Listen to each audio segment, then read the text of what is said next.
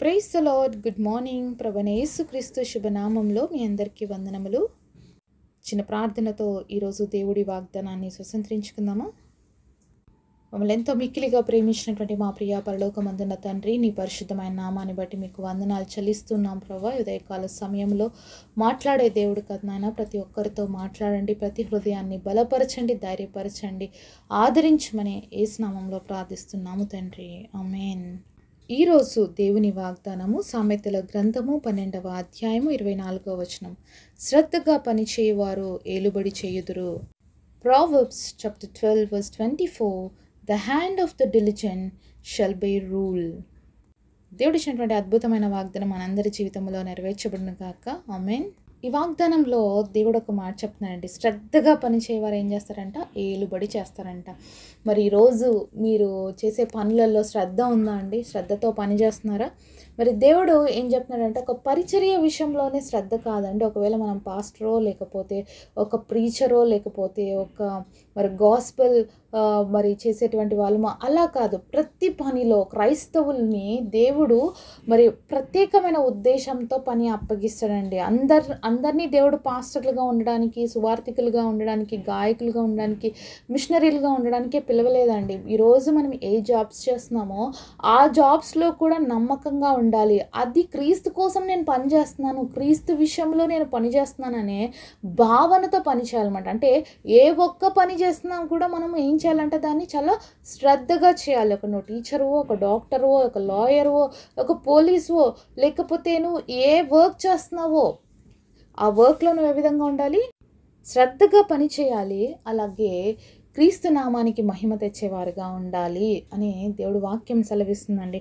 కాబట్టి శ్రద్ధగా పని చేయడం నేర్చుకోవాలి. ఒక హౌస్ వైఫ్ అయితే, లేకపోతే ఇంకా ఎవరమైనా కూడా మన ఇంటి పనులు కానీ, లేకపోతే మనం చేయవలసిన విషయంలో కూడా చాలా శ్రద్ధగా, చాలా జాగ్రత్తగా చేయాలి. మనం ఏం చేస్తున్నా దేవుడి మహిమ కోసం చేస్తున్నామండి. ఈరోజు మనం ఏం చేస్తున్నా కూడా మనల్ని చూసి మాట్లాడేది ఏం తెలుసా? వీళ్ళు దేవుని బిడ్డ, వీళ్ళు చేసే ఏ పనైనా కూడా చాలా పర్ఫెక్ట్గా ఉంటుంది, చాలా మంచిగా చేస్తారు, ఆ పేరు తెచ్చుకోవాలండి. మనం వంట చేసే వాళ్ళం కావచ్చు, వేరే వాళ్ళ ఇంట్లో పని చేసే వాళ్ళు కావచ్చు, లేకపోతే ఒక వాచ్మెన్గా ఉండొచ్చు. ప్రతి చిన్న పని దగ్గర నుంచి ప్రతి పెద్ద పని వరకు కూడా చాలా నమ్మకత్వంగా మనం పనిచేయాలని దేవుడు వాక్యం సెలవిస్తుంది. అంతేకాదు కానీ ఇంకా శ్రద్ధగా చేయాలి. ఈ పని ఆ పనే కదా, మరి నేను ఇంత ఎత్తులో ఉన్నాను, నాకు ఇంత చిన్న పని ఇచ్చారు, ఇలాంటి అన్న ఆలోచనలు పెట్టుకోకూడదు అనమాట. ఇంకా సంఘంలో పరిచర్య చేయాల్సి వస్తే పొరపాటున ఎవరికన్నా చైర్స్ వేయండి, లేకపోతే ఇంకా ఏదన్నా చిన్న పని అప్పగిస్తే నేను ఎంత క్వాలిఫికేషన్ ఉంది, నేను ఎంత బాగా చదువుకున్నా, నాకు ఇంత మంచి ఉద్యోగం ఉంటే నాకు ఇట్లాంటి చిన్న పని చెప్తారా? ఇట్లాంటి వాళ్ళకి అందరికీ స్టేజ్ల మీద కనిపించడం చాలా ఇష్టం ఉంటుందండి. కానీ ఇట్లాంటి చిన్న చిన్న పనులు చేయడానికి చాలామందికి ఇష్టం ఉండదు. కానీ దేవుడి దృష్టిలో చిన్న పని పెద్ద పని ఏది ఉండదండి. ఆయన దృష్టిలో అందరు కూడా సమానమే. ఆ చిన్న పనిలో నమ్మకత్వం చూపించినప్పుడు దేవుడు పెద్ద పనులు అప్పగించడానికి ఇష్టపడతాడు.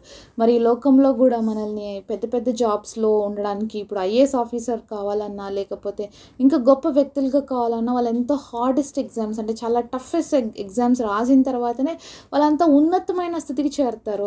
అలాగే దేవుడి సన్నిధిలో కూడా మనం ఉన్నతమైన స్థితిలోకి ఉండాలి అంటే ఎన్నో ఎగ్జామ్స్ రాయాలి. అంటే పరీక్ష రాయాలని కాదండి, జీవితంలో చాలా పరిస్థితులు వస్తాయి. ఆ పరీక్షలలో నిలబడగలగాలి, ఆ పరీక్షలలో ఓడిపోకూడదు. అక్కడ ఎప్పుడైతే స్ట్రాంగ్ అవుతామో అప్పుడే దేవుడు పని అప్పగిస్తాడు. దేవుడు ఎప్పుడు చిన్న పనితో ప్రారంభించి పెద్ద పనిని అప్పగిస్తాడు. ఎందుకంటే దేవుడు వాక్యం ఈ విధంగా సెలవిస్తుంది, కొంచెంలో నమ్మకంగా ఉంటే అనేకమైన వాటి మీద అధికారం ఇస్తానన్నాడు దేవుడు. కాబట్టి కొంచెంలో నమ్మకత్వం కలిగి ఉండాలన్నమాట. బైబిల్లో చూస్తున్నాం కదా, 10 తలాంతులు స్టోరీ మనందరికీ తెలుసు. సరే, మనం మత్తయి సువార్త 25వ అధ్యాయం 14 నుంచి 30 వచనాల్లో చూసినట్లయితే మనం జస్ట్ కొన్ని వచనాలు మాత్రమే చూద్దాము క్లియర్గా. పరలోక రాజ్యం ఒక మనుషుడు దేశాంతరమునకు ప్రయాణమై తన దాసుల్ని పిలిచి తన ఆస్తిని వారికి అప్పగించినట్లుండును.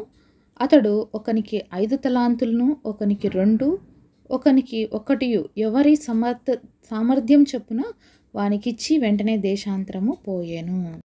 ఇక్కడ మనం చూస్తున్నాం, ఒక మనుషుడు దేశాంతరం పోయేటప్పుడు తన ఇంట్లో ఉన్నటువంటి వారిని దాసుల్ని పిలిచి, ఒకరికేమో 5 తలాంతులు ఇచ్చాడంట, ఒకరికేమో 2 ఇచ్చాడు, ఇంకొక అతనికేమో 1 ఇచ్చాడు. ఎవరి సామర్థ్యాన్ని బట్టి వాళ్ళకి ఇచ్చాడు అని చూస్తున్నాం. అంటే ఈరోజు మనం ఏ పనులైతే చేసుకుంటున్నామో మన సమర్థత ఎంత, మన కేపబిలిటీ ఎంత, దాన్ని బట్టి దేవుడు మనకు పని అప్పగిస్తాడు తప్ప మరి ఇంకా వేరే ఉద్దేశం ఏమీ లేదనేది క్లియర్ కట్ కదండి.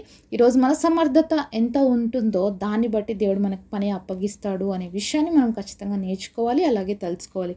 అయితే ఈ మొదటి వ్యక్తి 5 తలాంతులు ఇచ్చిన వ్యక్తి ఏం చేస్తాడంటే 5 తలాంతులకి డబల్ చేసి 10 తలాంతులు చేస్తాడు. మళ్ళీ రెండో వ్యక్తి కూడా 2 తలాంతులకి డబల్గా 4 తలాంతులు చేస్తాడు. కానీ ఒకటో వాడు మాత్రం ఏం చేస్తాడంటే నా యజమాని చాలా కఠినుడు కాబట్టి నేను ఇచ్చిన ఈ తలాంతుని దాచిపెడతాను అని చెప్పేసి మరి ఆ తలాంతుని అలానే దాచిపెడతాడనమాట భూమిలో. అయితే దేశాంతరం పోయి వచ్చినటువంటి ఆ యొక్క యజమానుడు వచ్చిన తర్వాత వాళ్ళని అడిగితే ఫస్ట్ వాడు 5 తలాంతులకి డబల్ చేశానని చెప్తే 23వ వచనంలో చూస్తే అతని యజమానుడు బలా నమ్మకమైన మంచి దాసుడు అనేవి కొంచెంలో నమ్మకంగా ఉంటివి, నేను అనేకమైన వాటి మీద నియమించదను. సో రెండో వాడితో కూడా దేవుడు ఇదే మాటే చెప్తాడనమాట. కానీ ఒకటో వాడిని పిలిచినప్పుడు దేవుడు ఏం చెప్తాడంటే 26వ వచనంలో చూద్దాము. అందుకు అతని యజమానుడు వానిని చూచి సోమరివైన చెడ్డదాసుడా, నేను విత్తని చోట కొయ్యవాడను, చల్లని చోట పంట కూర్చుకునేవాడని వెరుగుదువా? అట్లయితే నీవు నా సొమ్మును సహకారుల దగ్గర ఉంచవలసి ఉండెను, నేను వచ్చి వడ్డీతో కూడా నా సొమ్మును తీసుకొని ఉందని చెప్పి ఆ తలాంతిని వాని యొద్ద నుండి తీసివేసి 10 తలాంతులు గలవానికి ఇయుడి, కలిగిన ప్రతివానికి ఇవ్వబడును, అతనికి సమృద్ధిగా కలుగును, లేని వాని యొద్ద నుండి వానికి కలిగినది తీసివేయబడును. మరి దేవుడు ఇక్కడ అశ్రద్ధగా పనిచేస్తున్న వాడిని ఏం పిలుస్తున్నాడు తెలుసా? సోమరి, నేను ఇచ్చినటువంటి డబ్బు నువ్వు ఎందుకు వేస్ట్ చేసావు, నేను ఇచ్చిన తలాంతు నువ్వు ఎందుకు వేస్ట్ చేసావు, అది కనీసం ఎవరి దగ్గర అన్నా వడ్డీకి పెట్టినా కానీ ఇచ్చినా కూడా వడ్డీ అన్నా కలెక్ట్ చేసుకునేవాడిని కదా, నేను అంత కఠినుడని నీకు తెలిసినప్పుడు నువ్వు ఎందుకు దాని భూమిలో దాచిపెట్టినా అని ఇక్కడ ప్రశ్నిస్తూ అతని దగ్గర ఉన్న దాన్ని తీసేసి 10 తలాంతులు వాడికి ఇచ్చి ఇక్కడ ఒక మాట చెప్తున్నాడు. మరి ఉండేవాడికి దేవుడు ఇంకా ఇస్తాడు, మరి అశ్రద్ధగా పనిచేసిన వాడి దగ్గర నుంచి మొత్తాన్ని లాగేసుకుంటాడు అని మనం చూస్తున్నాం.